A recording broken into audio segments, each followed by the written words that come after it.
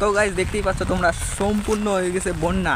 কি বলবো আর, বৃষ্টির জলে হয়ে গেছে বন্যা, সব বন্যা হয়ে গেছে গাইস বৃষ্টির জলে।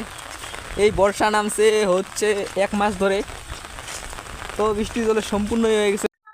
তো গাইস বৃষ্টির কারণে সম্পূর্ণ জল হয়ে গেছে, মানুষের ঘরবাড়িও ডুবে গেছে। কি করবে এরা, খুবই দুঃখিত। তো পুরো ভিডিওটা দেখবে, ভিডিওটা দেখে ভালো লাগলে লাইক সাবস্ক্রাইব করবে। তো দেখতেই পাচ্ছ রাস্তাও একদম শেষ।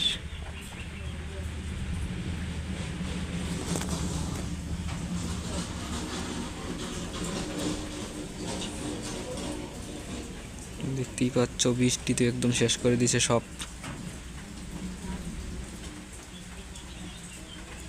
সব ডুবাই দিছে মানুষের ঘরবাড়ি।